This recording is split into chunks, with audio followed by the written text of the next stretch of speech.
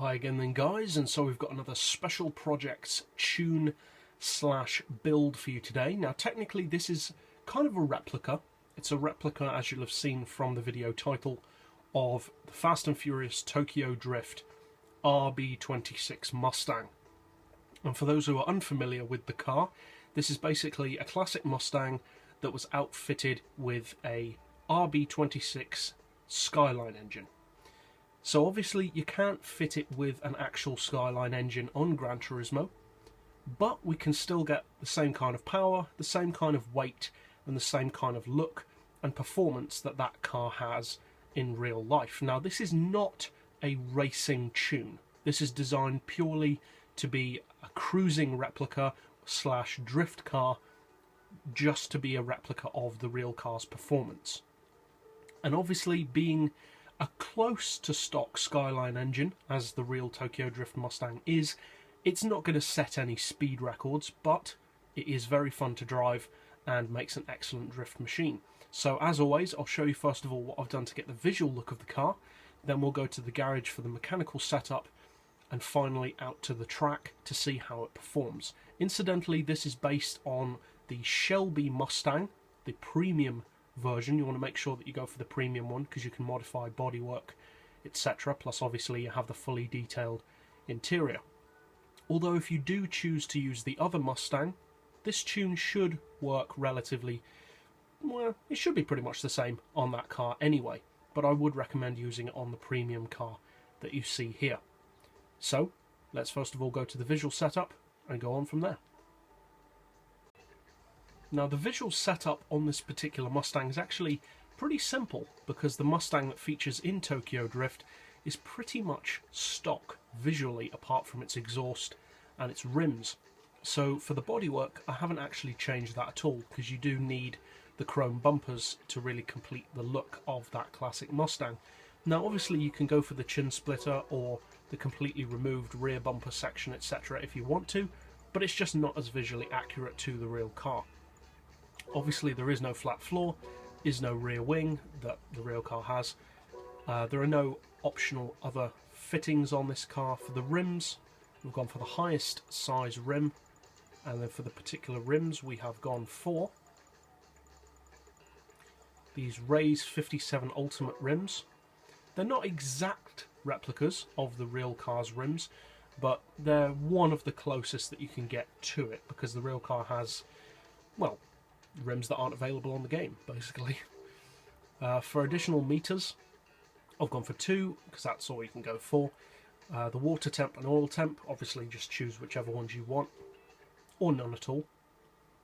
For the paint, which is arguably the most important thing about the look of the car, we've gone for pearlescent colours, and the particular colour is Goodwood Green. Now obviously there are a number of dark greens that you can go for, but this one just ticks all the boxes really. It's got the right kind of green by my eyesight anyway, but I am partially colourblind, so I may be wrong.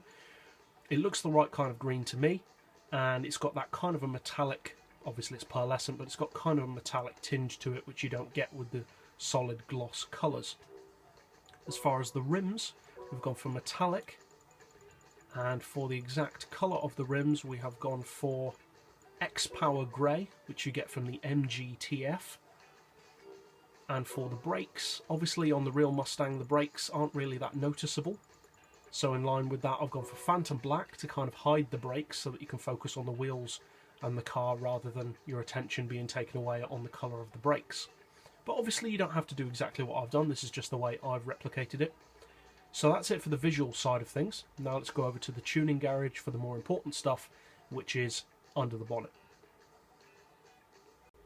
Now, as we said in the outset, this Mustang is powered by, of course, an RB26 Skyline engine, and as we said, it is almost stock. It's tuned to a tiny amount, but it's only tuned up to 340 horsepower, which may be surprising. You may have expected it to be more than that, but it's been road tested and that is the power that it has.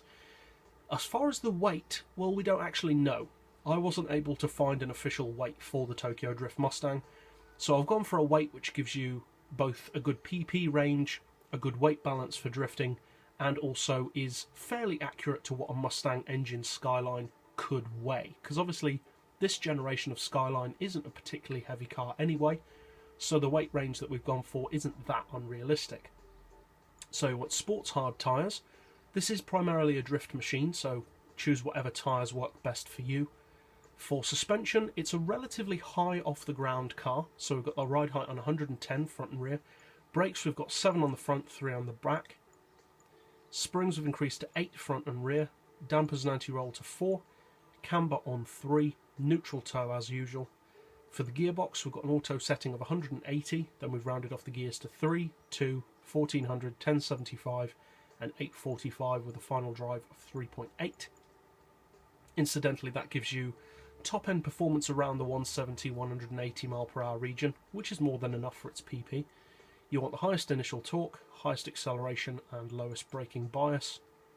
As far as the power, we've got the Stage 3 engine tune to give you the higher rev range as a Skyline would have compared to a Mustang. The semi-race exhaust, and that's it for the power upgrades. We do have an oil change as well, so bear that in mind. And then we've reduced the power down to 75.6% to bring us exactly to the real car's power. And as far as the weight, we've got the Stage 3 weight reduction. I've not fitted the bonnet, and the reason for that is because the bonnet pins do not fit in with the look of the real car. We've gone for the window weight reduction, and then we've got quite a hefty ballast of 188 kilos, and we've put that all the way to the front, which gives you perfect drifting weight distribution and is pretty accurate to what the real car would be. So that's it for the mechanical setup of this Tokyo Drift style Mustang. So now let's take it out to the track and see how it drives. So as I said at the start of the video, this is not a tune to win races. This is purely for fun and to drive like the real Mustang would. And I have to say, it makes an excellent drift machine, even despite the fact that it doesn't have all that much power compared to most of my other drift and replica builds. It handles extremely well for a Mustang. I mean, the Mustang is one of the better handling muscle cars anyway, but it does handle extremely well. It's a shame that you can't do actual engine swaps on here, because it would have been nice to put the real Skyline engine in there, but obviously that's something that Gran Turismo isn't doing yet. And overall, I'm very pleased with it. It looks about as close to the real Tokyo Drift Mustang as we can get out of this Mustang, because obviously it isn't the same model Mustang. This is the Shelby for a start. But overall, I'm very proud of this tune. It's very fun to drive. It's an excellent drifting machine, very easy to drift. And I'm pretty happy with it as an homage to the Tokyo Drift RB26 Mustang. So I'd appreciate feedback from Fast and Furious fans and replica fans in general. Do you find this car to be fun? Do you think it's an accurate replica? Do you think the colour's off? Feel free to tell me in the comments, I'm sure people will. So that's it for this build. I'll see you guys next time, and as always, thanks for watching.